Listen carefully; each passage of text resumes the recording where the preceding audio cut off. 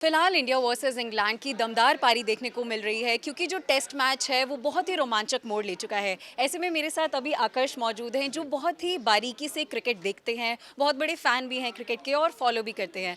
तो उनसे मैं ये जानना चाहूँगी आज आज उस सभी बातों पर चर्चा करेंगे जो टॉक ऑफ द टाउन है कि क्या ये मैच जो है 5 डे सीरीज़ जिसको बताया जा रहा है वो 5 दिनों तक पहुँचती है या सिर्फ आज ही सिमट कर रह जाती है, यानी कि सिर्फ 2 दिनों में ही इंडिया वर्सेस इंग्लैंड का ये जो मैच है वो सिमट कर रह जाता है। सबसे पहला सवाल यही है जो अभी मैंने बताया आकर्ष, आपको क्या लग रहा है कि 5 दिनों तक जाने वाला है या आज ही सिमट जाएगा? देखिए, आज ये वाला मैच जो है पहला टेस्ट है, ये 2 दिन के अंदर तो नहीं सिमटने वाला है क्योंकि अब लंच ब्रेक हो चुका है। लंच ब्रेक के बाद 220 रन का आंकड़ा पार कर चुकी है 222। भारतीय टीम। जी, तो आज के दिन पूरा दिन मुझे ऐसा लगता है भारतीय टीम बल्लेबाजी करने वाली है। विकेट इतनी ज़्यादा स्पिनिंग नहीं है, आपने देखा होगा पहली पारी में जिस हिसाब से बेन स्टोक्स शॉट्स खेल रहे थे, विकेट इतनी ज़्यादा टर्न नहीं हो रही है। वो तो रविचंद्रन अश्विन की गेंदबाजी इतनी खास थी, रविंद्र जडेजा और अक्षर पटेल इन तीनों ने ऐसा शिकंजा कसा कि वो जल्दी आउट हो गए। लेकिन अगर इंग्लैंड की टीम 200 रन का आंकड़ा पार कर पाई है तो इंडिया की टीम बहुत आराम से 350 से 400 रन का आंकड़ा देखने की कोशिश करेगी। तो मतलब आज मैच खत्म नहीं होने वाला है, अभी हम कल परसों तक जा सकते हैं। कल परसों तक बिल्कुल जा सकता है। आज का दिन तो मेरे हिसाब से पूरा दिन भारतीय टीम बल्लेबाजी करने वाली है। अब केएल राहुल बहुत ही शानदार लग रहे हैं।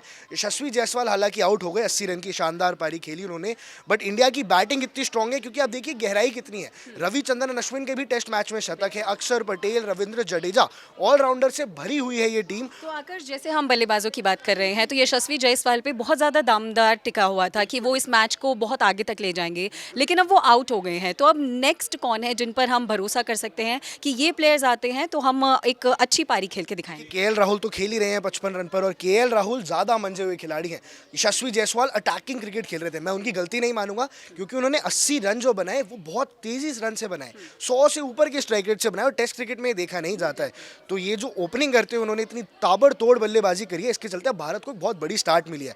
अब केएल राहुल इस पारी को कैपिटलाइज कर सकते हैं, यानी 55 रन पे वो पहुंच गए, शतक तक जा सकते हैं, और मेरे हिसाब से वो जाएंगे भी। उनको एक कंडीशन सूट करती है एंड इंडिया की बैटिंग बहुत गहरी है, तो 400 साढ़े 400 रन तक ही टारगेट करेंगे और चाहेंगे कि पूरी एक पारी के साथ ही इंग्लैंड को हराए, क्योंकि इंग्लैंड को फिर अगर तीसरे या चौथे दिन बल्लेबाजी करने के लिए बुलाया ना, तो आप मेरे बात लिख के ले लीजिए, रविचंद्रन अश्विन, अक्षर पटेल और रविंद्र जडेजा इनको जीने नहीं देंगे, इनको खेलने नहीं देंगे। बिल्कुल। अब थोड़े इतिहास की बात कर लेते हैं। जैसे 2021 का एक मैच हुआ था, टेस्ट मैच ही था इंडिया वर्सेस इंग्लैंड के बीच में, तब विराट कोहली कैप्टनसी कर रहे थे, लेकिन तब 2 ही दिन में मैच पूरा सिमट गया था। भारतीय टीम ने इतनी बुरी तरह से इंग्लैंड को हार दिखाई थी।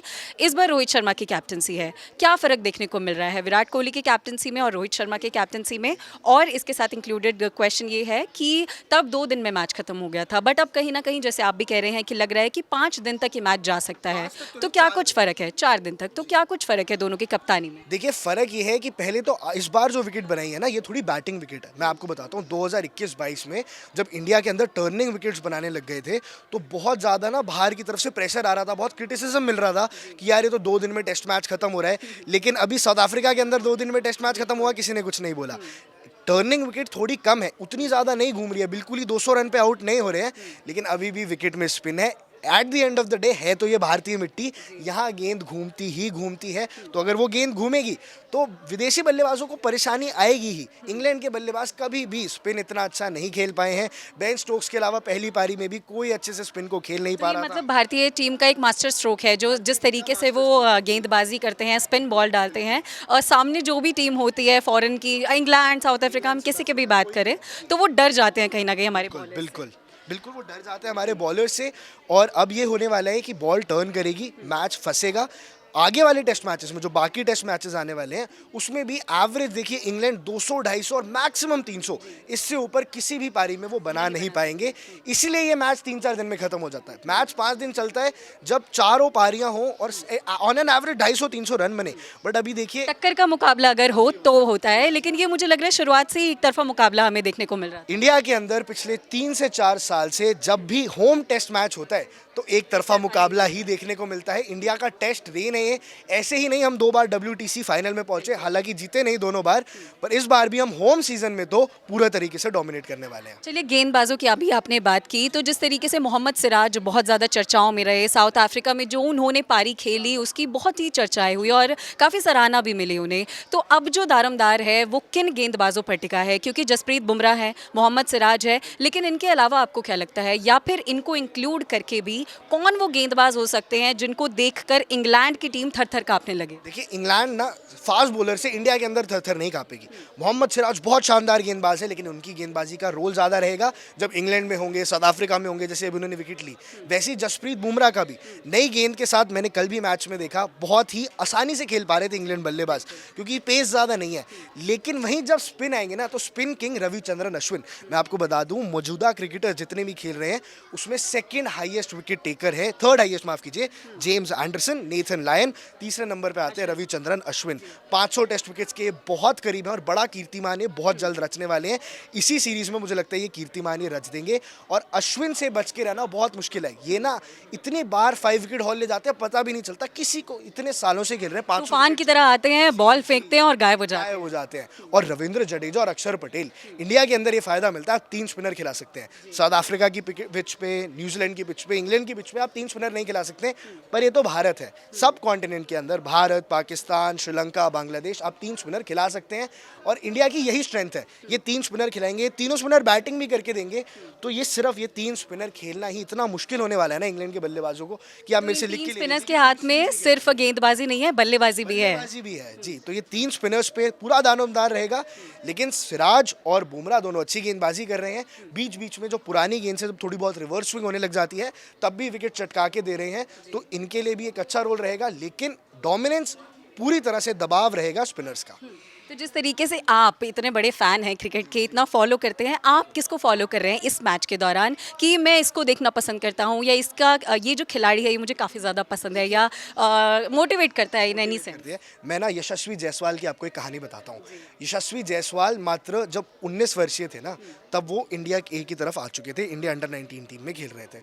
उससे पहले वो एक छोटे घर से आते थे, बहुत ही गरीब बैकग्राउंड से आते थे, और उन्होंने अपने घर से दूर आए, चाचा के साथ रहने मुंबई में खेलना शुरू किया। कुछ महीनों बाद उनके चाचा जी ने उनको घर से निकाल दिया कि आप हमारे साथ नहीं रह सकते। फिर एक कोच ने उनको तराशा, वो एक टेंट में रहते थे जहाँ ना वॉशरूम होते थे, जब बारिशें आती थी ना वहाँ पानी भर जाता था। एक 16 साल का लड़का अपने घर से दूर मुंबई में ऐसा संघर्ष करता था, शाम को प्रैक्टिस करता था, शाम को गोलगप्पे बेचता था, उससे अपना थोड़ा बहुत जो खर्चा चलाता था। ऐसी कड़ी मेहनत उन्होंने 2 से 3 साल करी है, और अब इतने परिपक्व खिलाड़ी हो चुके हैं ना, 2 साल IPL में लाजवाब प्रदर्शन, इंडियन टेस्ट टीम में शामिल हो चुके हैं, एक शतक भी जड़ चुके हैं, और 80 रन की आक्रामक पारी खेली। आप ये मत देखिए कि वो 80 रन पे आउट हो गए, वो शतक नहीं। हाँ, जिस हिसाब से उन्होंने जल्दी जल्दी रन बनाए, एक बहुत बेहतरीन शुरुआत दी, जो पूरा दिन लग गया। कल 10 विकेट खो के जितने रन इंग्लैंड ने बनाए, उतने इन्होंने 20-30 ओवरों में बना दिए थे। तो ये खासियत है यशस्वी जायसवाल की, और ये इनको बहुत आगे लेके जाएगी।